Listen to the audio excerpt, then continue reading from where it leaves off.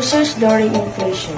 People with fixed income, savers and retirees suffer as the value of money declines, reducing their purchasing power.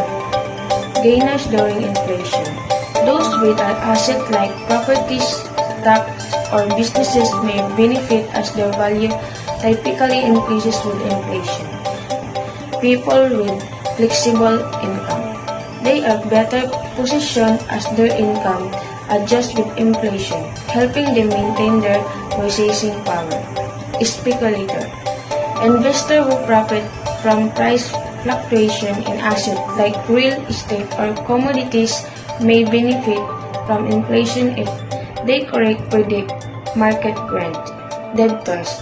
Those with fixed rate loans benefit as inflation reduces the real value of their debts, making it easier to repay and cheaper money.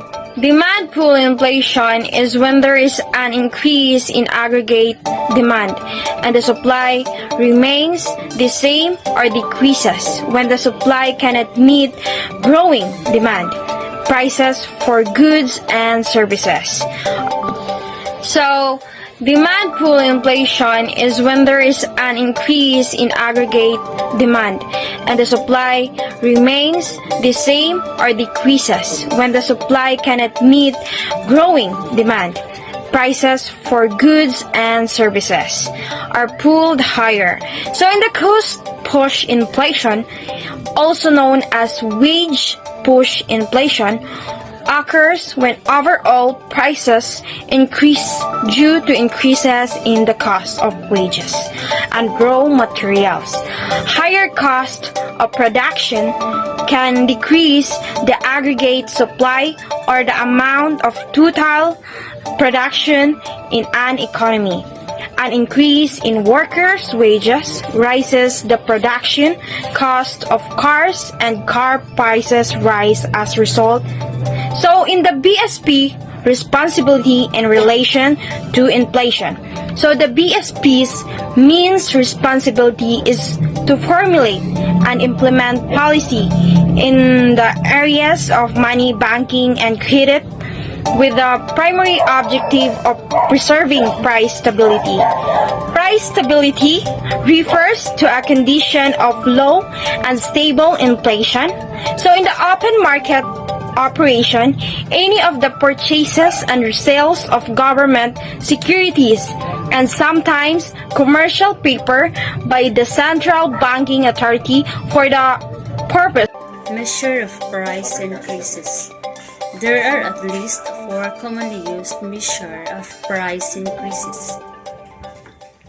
First, Consumer Price Index, or CPI, is the most popular and most used measure as it reflects what happens to the living standards of the most of us, which is the consumers.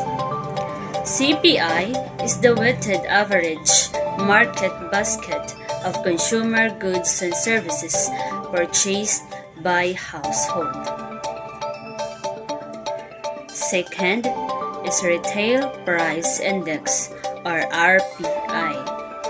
Is designed to measure monthly changes in the prices at which retailers dispose of their goods to consumers and end users. Is the Wholesale Price Index, or WPI.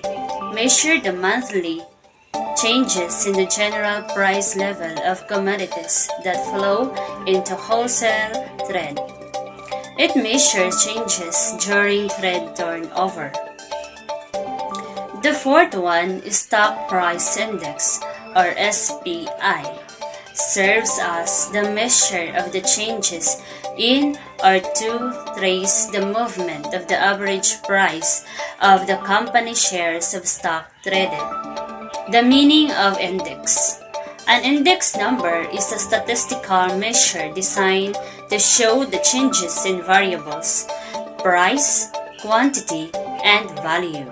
The base year is the year with which variables during the given year are being compared. In the computation of index numbers, one major factors considered in the choice of the base year is that it should be normal year or typical year.